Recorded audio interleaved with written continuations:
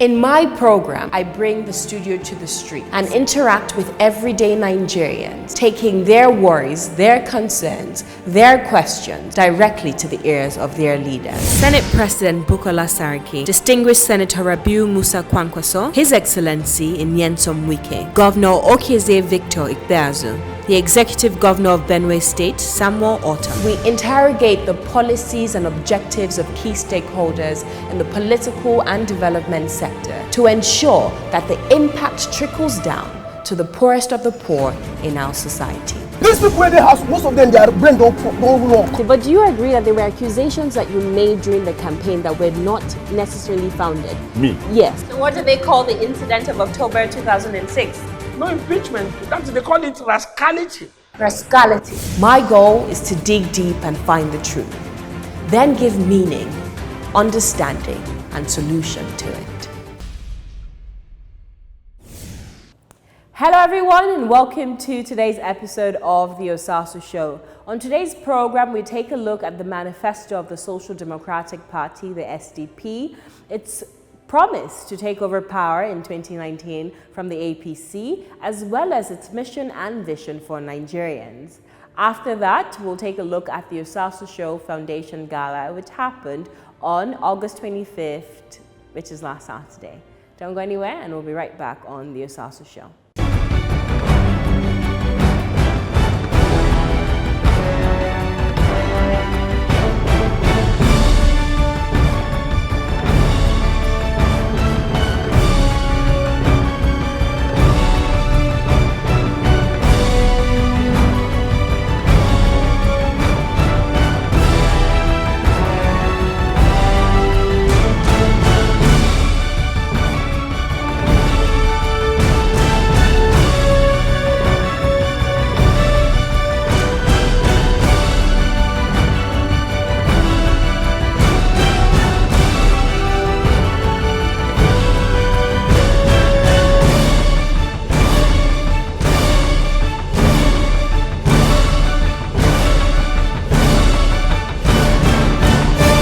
Welcome back to the Osasu Show. Joining me right now is our Haji Shehu Musa Gabam, who is the National Secretary of the Social Democratic Party. Thank you so much for joining us in today's program. Great pleasure, thank you. So tell me, as the 2019 elections approaches, what can we expect as Nigerians from your party, SDP? Well, our expectation is simple. SDP was registered during the military regime of General Ibrahim Babangida, both the SDP and the NRC.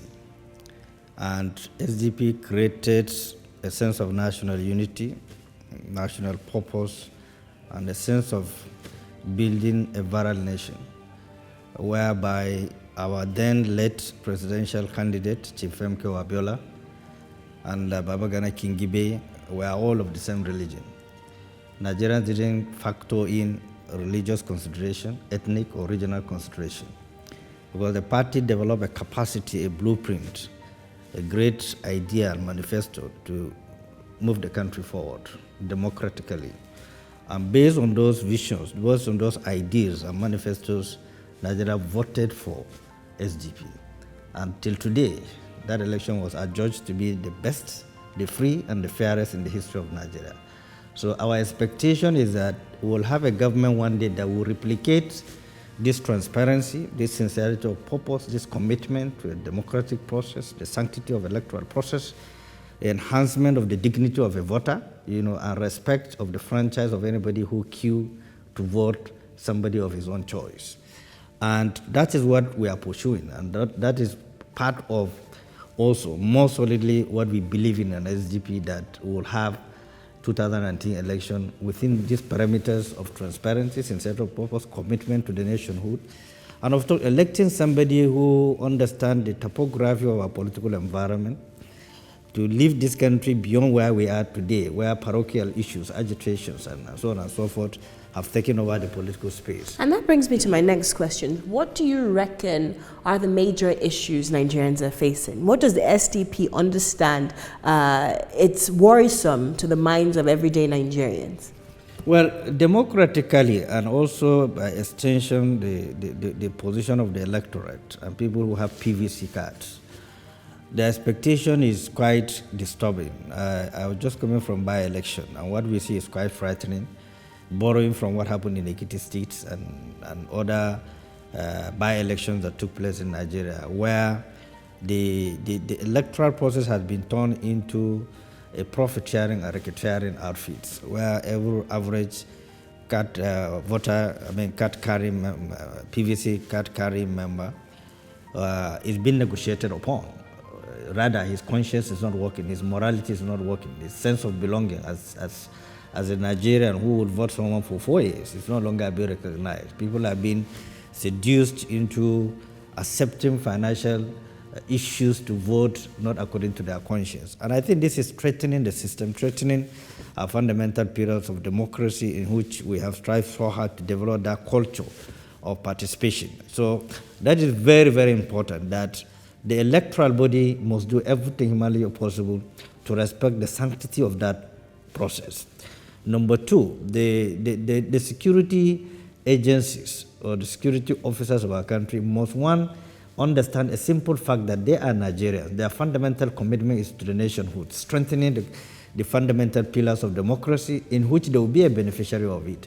But once there is a conspiracy, a kind of alliance between the security agencies and protecting party that is in government, consequently, that they will also be a victim of it. Because the processes of the election is what I want to I'll come back to that later. The electoral and the security bodies fulfilling their duty, their obligations to everyday Nigerians. But I want to understand if SDP is in touch with the common man on the street in the sense that you understand what we are yearning for. That's why I asked you what you reckon the daily issues, the daily problems are worrisome and a burden on the heart of Nigerians are. Do you understand what we need as Nigerians from our leaders? Of course we do. I am, and I belong to that generation. I belong to that feeling. I belong to that class of people who understand the demand of the current generation that we lived in, the demand of the nation as we lived in today. One, you have to deal with serious issues that deal with infrastructure as a nation. You have to deal with serious issues that deal with the educational sector. You have to deal with issues that deal with the health sector. You have to deal with the issue of creating jobs, training people into different scale of handwork and so on and so forth that can be able to employ them in the absence of proper government work and so on and so forth. So these are a large chunk of issues that you have to, including the technological sector, where you have the advantage of the new technology, the social media and so on. You transform it into an employment sector. So as a party, and I like that, as a party, because these are the fundamentals of every developed society. Yeah. So as a party, what is SDP's promise to Nigerian people regarding this? We promise that we'll create the enabling environment. Fundamentally, once you come into government, is to create that environment. Creating that environment simply means that you will create a process and a policy, an implementable policy that will become operational, that will take care of some of these basic issues that I have mentioned. One, how do you create a space and also a financial assistance that will take care of some of these demands that is highly needed in the country today. Some of these things that led to even the insecurity issues simply because the minds are dormant. They have nothing to engage them. The younger generations, they have about close to 10 million that are unemployed, graduating from school every day. Something must engage them. Engaging them is not just in the theoretical terms, but also in the practical terms.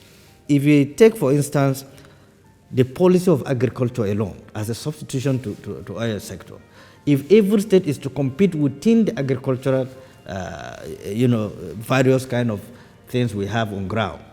If a state has, for instance, 25 local governments, you said every local government must compete in producing one particular product. You create a competition, and award for that matter.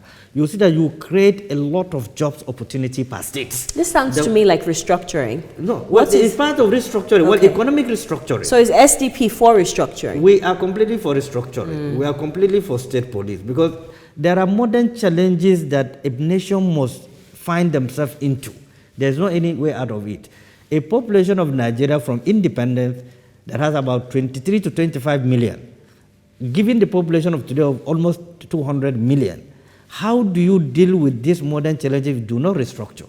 If you do not acknowledge the fact that you are having very large urban cities that have a lot of people unemployed, and you need capacity to police them, to provide security for lives and property, you must create a kind of police that will take care of intelligence from the local base, from the community base, that will generate to the state and generate to the national. And I'm glad you're talking about policing now, because as I said earlier, I wanted us to come back to that security and electoral bodies issue that we're having right now, especially as it pertains to the elections. We've seen a breach of security, excess use of force. We've seen a compromise in the electoral body during the by-elections and during some state elections that have occurred outside of the 2019 general elections. What is SDP's perspective on this, and how can Nigerians trust that if they vote in your party, they wouldn't see a recurrence of this happening in the government? First, we are putting the process into place that will involve a lot of stakeholders, including international community, European unions, to have a symposium or a seminar that will deal with some of these excesses that we have noticed in the system from the INEC itself, from the security agencies, so that Nigerians can talk about that. SDP is providing that leadership. We are building that process, that capacity in terms of talking about them, curtailing them, and avoiding possible consequences that will lead to a lot of things that will happen in a situation where these things were not being complied with. We acknowledge the fact that, one, what would generate crisis in 2019 is simple, that INEC must live up to its responsibility and ensure that everybody got its permanent voter's card. In the last by-elections that we saw, people with temporary voters card were not allowed to vote, which is a breach of their fundamental right, a breach of their franchise. We have also noticed a process of monetizing the electoral process by party having excessive agents, in the various polling units that are primarily responsible for seducing people financially to vote for their party. That has to be taken care of. I know that INEC is aware of it because INEC was part of all things that has happened, and they have witnessed it as well. And we are doing this as a nation to strengthen our country as a nation, not because of any individual interest or any party interest, but building a viral nation. Two, we acknowledge the fact that most of the card readers up to today has not been perfected in a way that it will create a very good atmosphere for people to easily go and get accredited and cast their vote. It's still not effective in most of the polling units. Even in the by-election that happened, in some of the stations, some people out of protest took away the card reader and ran away with it.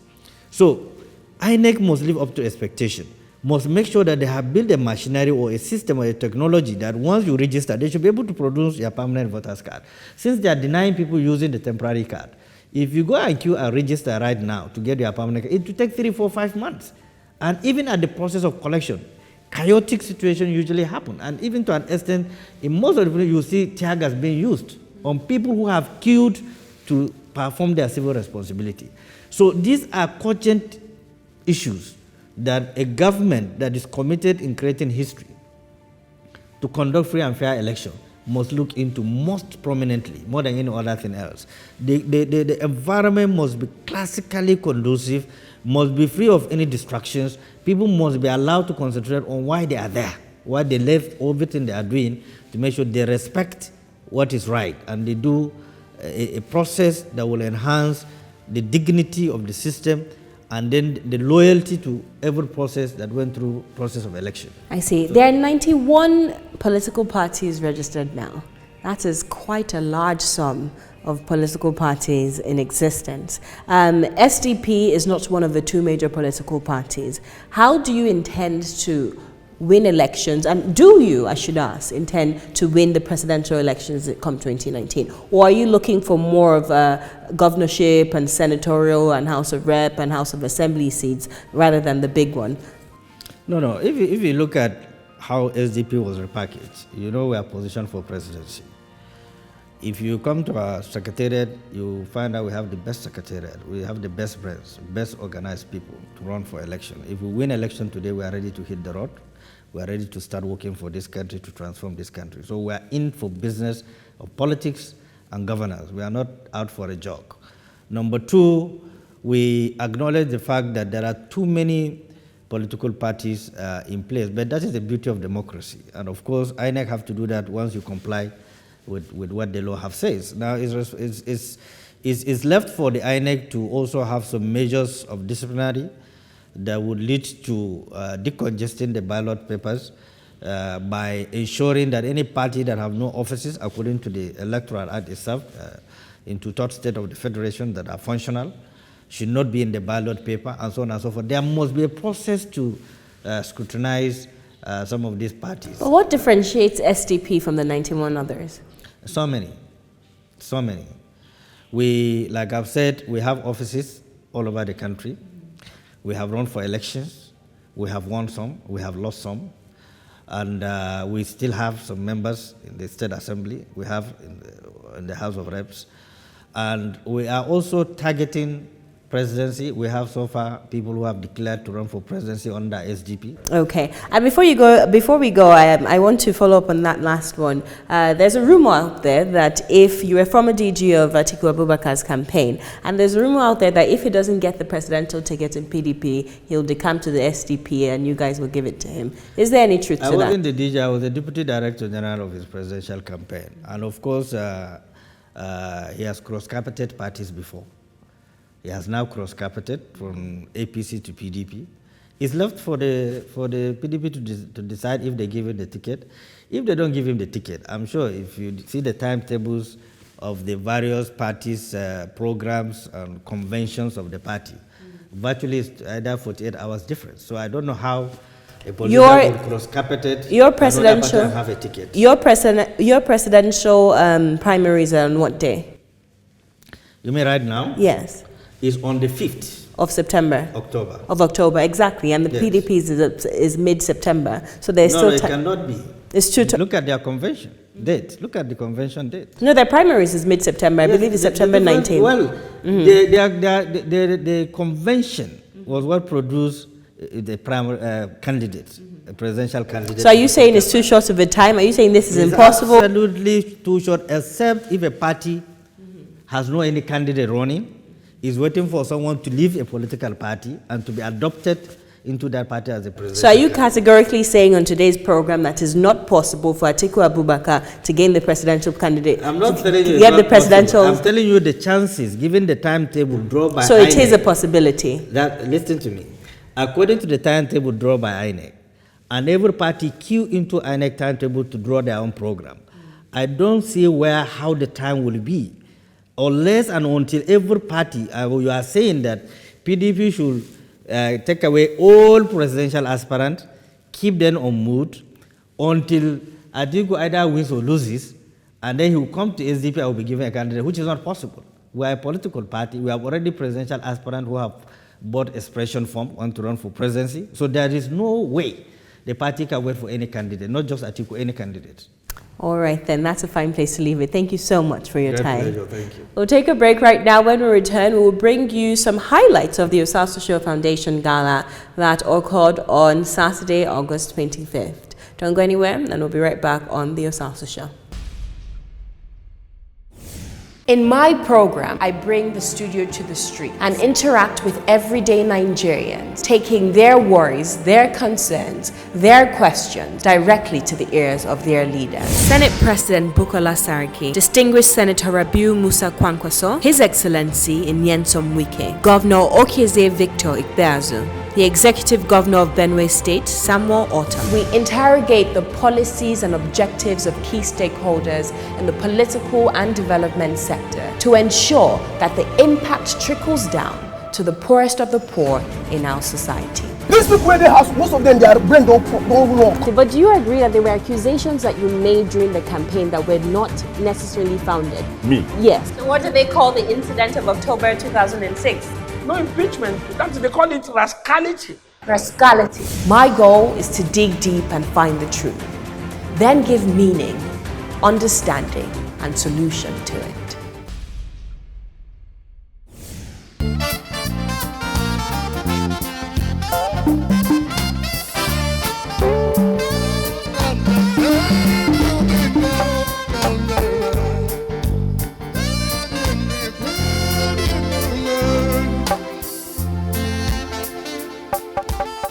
We're here to celebrate the foundation. It's the very few people who would bring out their heart and their soul, their sweat and their money to bless other people. I call those people very rare gems. So what Osasu has done and is still doing is remarkable.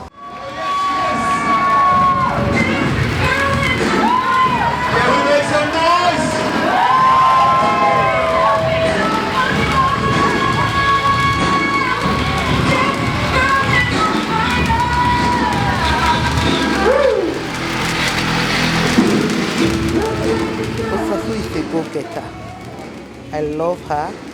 She's a very unique and dynamic young lady. And I know that she's going beyond the skies. The Group Funding Initiative is a fundraising platform for individuals who would like to start a business. So what the Osasu Show Foundation does is it matches the donations by up to 70%. The Integrated Empowerment Project, it focuses on improving the impoverished conditions, and it also helps to ensure that beneficiaries are trained in bookkeeping and other soft skills so that they can start their businesses. We have some great people who have pledged and donated to the Osasu Show Foundation. Okay, we have Mr. Charles Ohonwe, Mr. Ken Iyamo, SB Ojo, all together 500,000 naira. Please give them a round of applause. We have Mr. Raymond Dokwesi, 250,000 naira. Give him a round of applause. We have Michael Morimi, 180,000 naira. Give him a round of applause. We have an anonymous person for 100,000 naira. We have another anonymous person for 100,000 naira. An anonymous person for 50,000 naira. We have Dr. Ehi Uni, 150,000 naira. A final U, and that is... Happy birthday to Osasu. Happy birthday. Hello. Hey, are we ready to turn up or what? Hello. Happy birthday, Osasu. Look at you looking all beautiful. What's up? They call me Ice Press. Hello. Chill. Are we here to celebrate? Chill. Can I turn up for you real quick? Can I turn up with you, Mama? Please, if you know this song, I want everybody to sing along. If you know this one, can I get everybody? 1, 2, 3. Let me hear you say, I like you, girl, in particular. Say what? You in particular. Say, I like your waist. I like your waist. I like your waist. Very proud of her. With everything she's accomplished, especially with the foundation. I think it's been a great evening, and seeing everyone being able to participate in what she's doing is really tremendous stuff. We thank her very much for helping us in terms of our academics, praying us that the Lord is going to grant all her heart desires according to his riches in glory in Jesus' name. But the Osasu Show Foundation is at the core of my heart, because I believe this is what my purpose is. I believe this is why I've been created. I believe that this is why God has put me on earth, to help the poor. And not just through handouts. That's one thing the Osasu Show Foundation focuses on. We ensure that we create a sustainable means where we can empower women and children through quality education and financial literacy and skill acquisition. And that's what we're doing here today. Happy birthday. I wish you all the best. Happy birthday.